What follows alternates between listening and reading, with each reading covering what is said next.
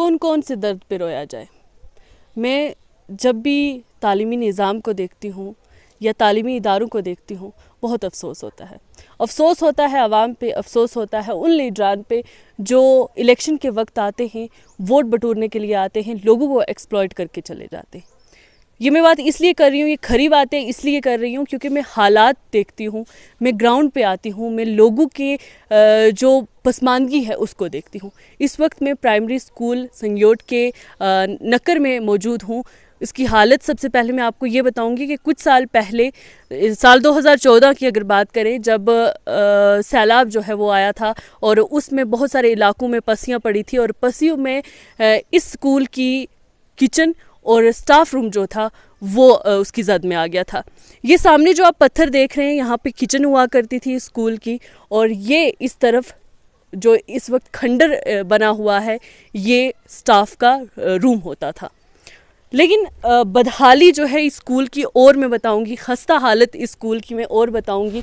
ये इमारत है, क्या मैं बार बार यही सवाल करती हूँ कि क्या हमारे बच्चे, हमारे जो नौजवान जो कल का फ्यूचर आप कहते हैं, वो ये डिज़र्व करते हैं?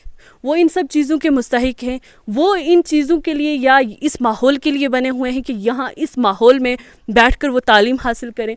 बदहाली में आपको दिखाऊंगी, क्या ये किसी स्कूल की बिल्डिंग हो सकती है? सबसे बड़ा सवाल।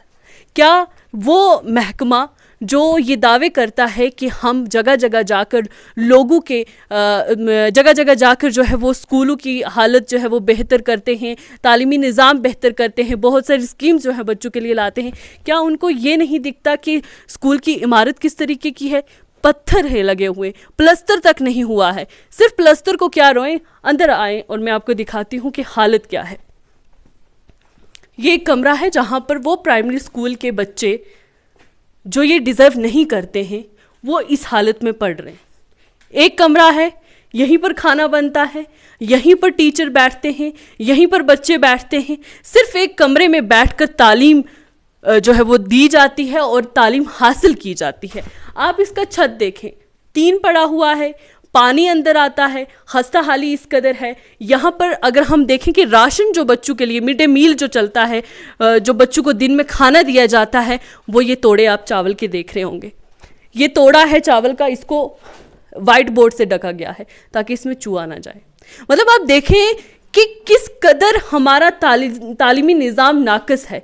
अफसोस होता है मुझे कि हम ऐसे माशरे में रह रहे हैं जहाँ पर जो बेसिक चीज़ है, जो बुनियादी चीज़ है, जिसकी वजह से हम बाहर निकलते, जिसकी वजह से हम शऊर समझते हैं लोगों में, या अच्छी बुरी चीज़ का फ़र्क जो है वो समझते हैं, तो हम ऐसे इदारों में आते हैं जहाँ पर कोई माहौल नहीं है पढ़ाई का, जहाँ पर आपके पास फैसिलिटीज़ नहीं है। आप देखिए टाट है यहाँ पे रखा हुआ, इस टाट पे बच्चे बैठते हैं, ये कुर्सियाँ रखी हुई हैं, और पीछे पीछे लकड़ियाँ जो देख रहे हैं डंप किया हुआ है, ये लकड़ियाँ सर्दियों के लिए रखी गई हैं, जब बर्फ़ पड़ती है तब उसका इंतज़ाम करने के लिए कि बर्फ़ से बच जाएं, ठंड से बच जाएं।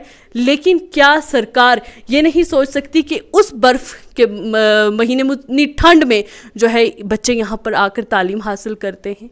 ऐसी दीवारें किसी स्कूल की हो सकती हैं? मैं ज़्यादा कुछ बोल नहीं सकती, मेरे पास अल्फाज नहीं है इसकी बदहाली बयान करने के लिए। लेकिन सिर्फ एक सवाल, क्या हमारे गांव के जो फार फ्लंग एरियाज़ हैं, जो पसमानदा इलाके हैं, क्या वो बच्चे इस चीज़ के मुस्तहिक हैं कि उन बच्चों को अच्छी तालीम नहीं दी जा सकती? क्या उनका क्या कसूर है? क्यों उनको अच्छी तालीम नहीं मिल सकती? ना तो ये लोग इतना अफोर्ड कर सकते हैं कि ये यहाँ से उठकर शहर के स्कूलों में जाकर पढ़ाई कर सकें, महंगे स्कूलों में जाकर पढ़ाई कर सकें, वो उतना पैसा खर्च कर सकें जितना कि एक अच्छी आमदनी कमाने वाला शख्स अपने बच्चों को पढ़ाता है प्राइवेट स्कूल में, उतना खर्चा नहीं हो सकता।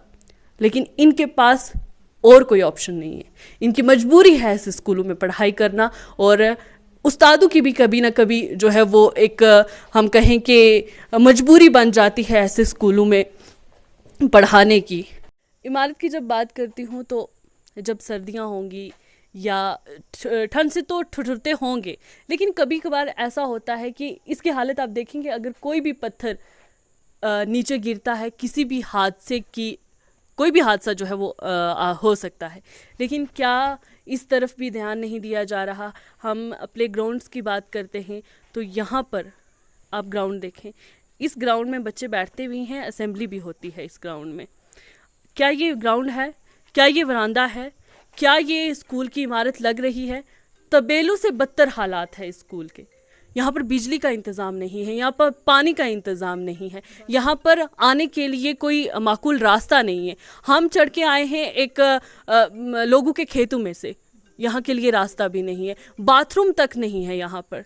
वो बच्चे, प्राइमरी स्कूल के बच्चे, क्या वो इस तरह खेतों में जाएंगे? कहाँ गए वो स्वच्छ भारत जो स्कीम्स चलती थी, जिसके तहत स्कूल जो है लोगों को बाथरूम जो है वो दिए जाते थे, टॉयलेट्स दिए जाते थे? लेकिन हर तरफ से मायूसी और बेबसी दिखाई देती है। लेकिन एक और चीज़ मैं यहाँ आपको बताऊँगी, यहाँ पे जो बायोमेट्रिक अटेंडेंस होती है वो तो होती है, लेकिन जो मशीन है वो शाम को घर लेके जाते हैं, वो इसलिए कि चोरी ना हो जाए। आप अंदाज़ा लगाएं कि किस माहौल में ये लोग हैं, कैसे माशरा है हमारा और किस कदर हमारा तालीमी निज़ाम है।